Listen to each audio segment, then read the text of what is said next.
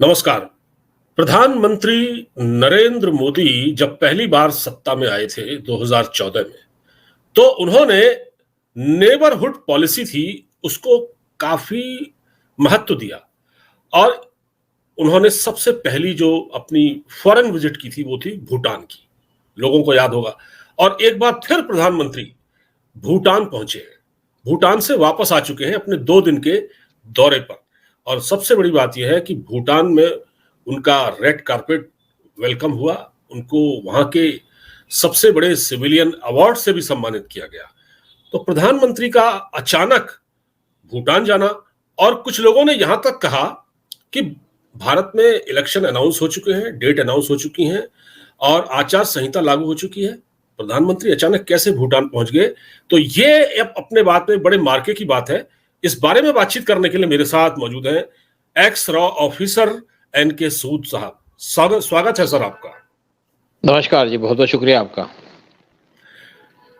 Sir, ये प्रधानमंत्री ने सबको चौंका दिया, सरप्राइज दिया है ये अचानक भूटान पहुंचकर।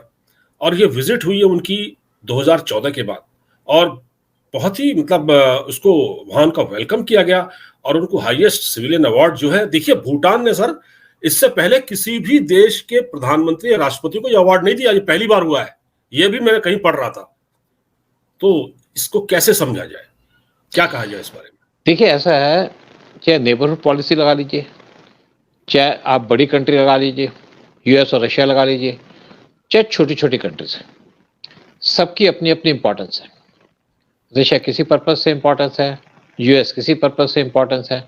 और अगर हम बात करते हैं इंडिया के नेबरहुड की, चाहे भूटान हो, चाहे श्रीलंका हो, चाहे मालदीव्स हो, चाहे चाइना हो, चाहे पाकिस्तान हो, चाहे अफगानिस्तान हो, जो भी आसपास की कंट्रीज हैं, ये सब इंपॉर्टेंट है।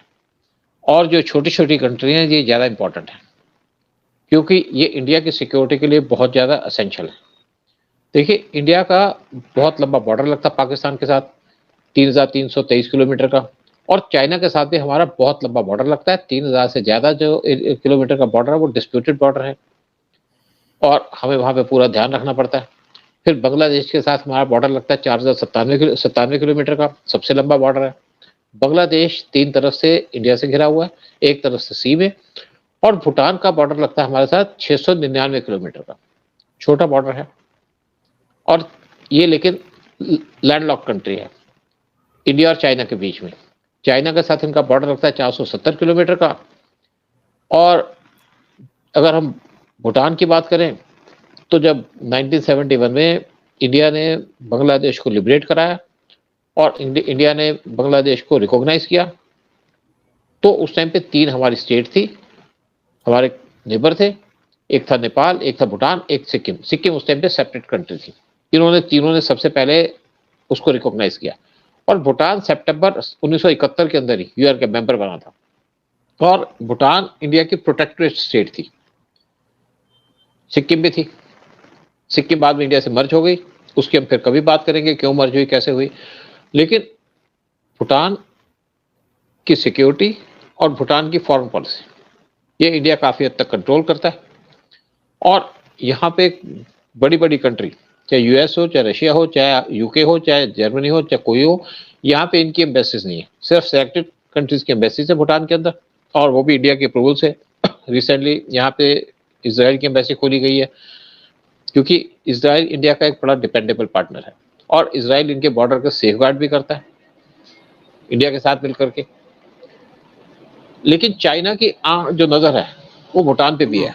और चाइना 5 उंगलियों की बात करता है कि उसके पार्ट है। एक सिक्किम था, एक भूटान, एक अरुणाचल प्रदेश, एक लेह लद्दाख, और 5वां आपका नेपाल। वो कहता था ये हमारी कलाई है, और ये जो 5 पार्ट है ये हमारी उंगलियां हैं। सिक्किम तो इंडिया से मर्ज हो गया, वो हट गया। अरुणाचल प्रदेश के ऊपर आंख नहीं रख सकता चाइना आज, क्योंकि आज वहाँ बहुत स्ट्रांग है। और इसी तरीके से लेह लद्दाख के ऊपर हमारी फोर्सेस खड़ी है एक दूसरे के सामने। और नेपाल एक फंसा हुआ है, लेकिन नेपाल की तरफ चाइना ज़्यादा इंटरफेयर नहीं कर पा रहा। और दूसरी कंट्री है भूटान, जो पीएम मोदी की पहले विजिट हुई थी जून 2014 के अंदर। जब वो भूटान गए थे तो मैं भी बड़ा हैरान हुआ कि इतनी क्या जरूरत थी भूटान जाने की या क्यों भूटान गए। तो जब मैंने उसको स्टडी किया उस टाइम पे, तो मैंने उसके बाद इनकी जितनी फॉरेन विजिट थी पहले टेन्योर के अंदर सबको कंपाइल करके बुक पे निकाली, तो देखा कि भूटान की जो विजिट थी बड़ी एसेंशियल थी, क्योंकि उस टाइम पे भूटान के अंदर, क्योंकि भूटान एक तो निगलेक्टेड फील कर रहा था इंडिया से, अटल बिहारी वाजपेयी की गवर्नमेंट पे, फिर उसके कांग्रेस गवर्नमेंट से। और मोदी इसलिए भूटान चले गए क्योंकि भूटान के अंदर एक चाइनीज डेलीगेशन आने वाली थी और वो चाहते थे कि भूटान के साथ उनके डिप्लोमेटिक रिलेशंस बन जाएं। अगर भूटान के साथ चाइना के डिप्लोमेटिक रिलेशंस बन जाते तो भूटान खतरे में पड़ जाता। देखिए मालदीव के अंदर भी चाइना के जो डिप्लोमेटिक रिलेशंस बने थे वो बने थे 2009 में, तब से वहां पे भी प्रॉब्लम हो गई मालदीव। उसके बाद 2014 के अंदर, 2013 के अंदर मालदीव का जो प्रेसिडेंट था वो प्रो चाइना हो गया, और आप देखिए रिसेंटली बीजू जो मालदीव के प्रेसिडेंट है वो भी प्रो चाइना है, और इसीलिए हमको वहां पे झटका लग गया। और कुछ लोग कहते हैं कि एक तरीके से इंडिया के खिलाफ वो हो गया मालदीव के अंदर। तो इसीलिए भूटान भी हमारे लिए इंपॉर्टेंट है। लेकिन उसके बाद सब कुछ ठीक चला, लेकिन पिछले कुछ महीनों के अंदर या 1-2 साल के अंदर भूटान और चाइना की आपस में बातचीत चल रही थी बॉर्डर डिस्प्यूट के ऊपर, क्योंकि चाइना भूटान के बॉर्डर को क्लेम करता है। और इससे पहले 2017 में डोकलाम हुआ था, जब चाइनीज फोर्सेस ने वहां पे रोड बनाने की बात की। और डोकलाम जो है वो भूटान का पार्ट है, लेकिन चाइना उसको क्लेम करता है। और जो डोकलाम का टोटल एरिया है 267 किलोमीटर का है, और चाइना चाहता है कि भूटान उसको एरिया दे दे। और अगर डोकलाम के ऊपर चाइना की रोड बन जाती तो यहाँ से इंडिया को खतरा हो जाता चाइना से, क्योंकि जो डोकलाम है ये पड़ता है at tri junction of Bhutan, Sikkim और तिब्बत। मैं चाइना नहीं कह रहा इसको। और यहाँ से चिकन नेक सिर्फ 30 किलोमीटर दूर है।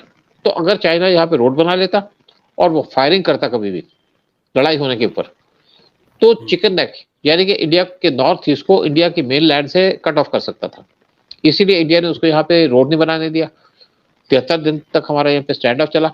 उसके बाद चाइना यहाँ से विड्रॉ कर गया, या उस टाइम पे ठंड आ रही थी तो उसको विड्रॉ करना पड़ा, और इंडिया फर्मली स्टैंड करता रहा। अब पिछले कुछ 2 सालों से बातचीत चल रही थी दोनों कंट्रीज के बीच में, भूटान और चाइना के बीच में, कि यहाँ पे बॉर्डर डिस्प्यूट को रिजॉल्व किया जाए, और इंडिया इस पे वरिड भी था। लेकिन जब बॉर्डर डिस्प्यूट की बात हो रही थी तो 2 एरियाज थे। एक था डोकलाम जो इसके वेस्ट पे पड़ता है भूटान के, उसका एरिया है तो 269 किलोमीटर, और दूसरा 465 किलोमीटर का एरिया सेंट्रल भूटान के अंदर, उसके ऊपर भी डिस्प्यूट कर रहा था। उसने कहा भी हम ये बॉर्डर को सेटल कर लेंगे, आप डोकलाम हमको दे दो, बड़ा एरिया आप रख लो। तो भूटान थोड़ा सा लालच में तो आ गया था, लेकिन इन द मीन टाइम इन्होंने एक जारलोंग वैली है जिसका एरिया है 740 किलोमीटर, और वहां पे एक वाइल्ड लाइफ वैली है, वो इसको भी क्लेम करना शुरू कर दिया। तो भूटान के अंदर इलेक्शन हुए पिछले कुछ महीने पहले, और जो उनके प्राइम मिनिस्टर थे वो हार गए, और दोबारा एक नए प्राइम मिनिस्टर आए, और जो नए प्राइम मिनिस्टर थे वो प्रो इंडिया है, और उनकी एक विजिट भी हुई इंडिया के अंदर। इंडिया में आए, पीएम मोदी से बातचीत भी, और in the mean time Bhutan के किंग वो भी इंडिया के असम में आए, और असम में आकर के असम के चीफ मिनिस्टर से उन्होंने मीटिंग की और कहा कि हम टूरिज्म स्टार्ट करना चाहते हैं अपनी कंट्री के अंदर, और एक रेल लिंक की बात भी की।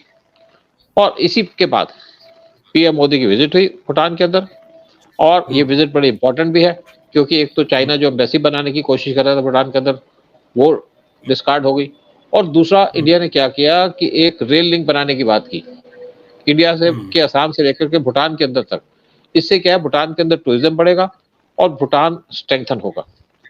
और इसीलिए पीएम मोदी को इनवाइट किया उन्होंने, स्पेशल गेस्ट बना करके, बड़ी इज्जत की उनकी, और रेड कार्पेट वेलकम भी दिया गया।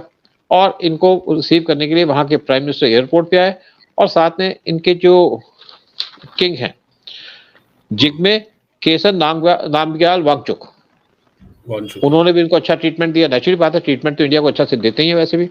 तो हमने एक तरीके से जो चाइना यहाँ पे कू कर रहा था मालदीव की तरह, वो डिफीट करा दिया, और भूटान दोबारा से इंडिया के पाले में आ गया, और हमारा जो बॉर्डर है भूटान के साथ वो सेफ हो गया।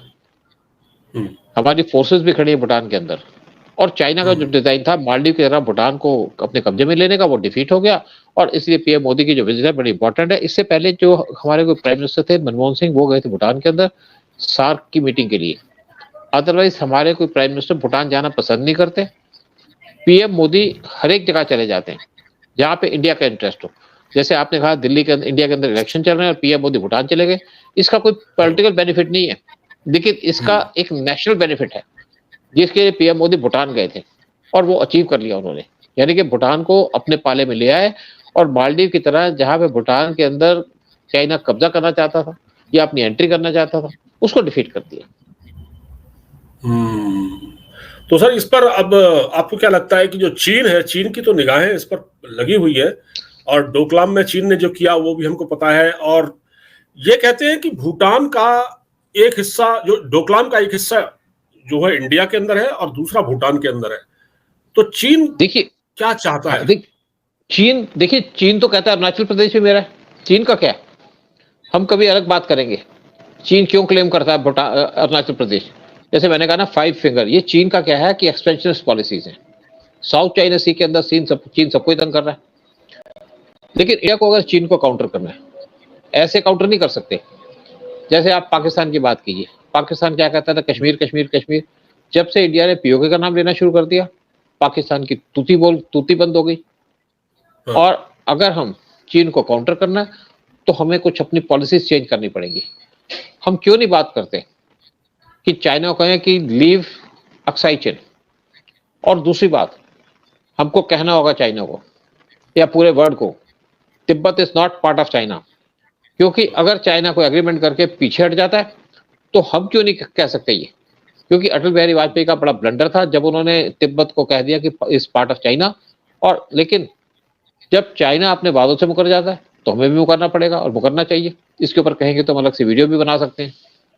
जी, बहुत सही कहा आपने सर। ये एक बड़ा मसला है अपने आप में, और मुझे लगता है कि आने वाले दिनों में देखना दिलचस्प होगा, क्योंकि चीन की तरफ से लगातार कुछ ना कुछ ऐसे स्टेटमेंट आते हैं। अब जैसे प्रधानमंत्री अरुणाचल प्रदेश गए थे तो उनको अच्छा नहीं लगा, उनको भी उस पर भी चाइना ने रिएक्ट किया। भूटान गए तो भूटान पर भी चीन की टेढ़ी नजरें हैं, और जो आपने बताया बिल्कुल सच है। देखते हैं सर आगे क्या होता है। बहुत बहुत धन्यवाद आपका हमसे बातचीत करने के लिए इस पूरे मसले पर। जय हिंद, जय भारत। शुक्रिया। जय हिंद, जय भारत।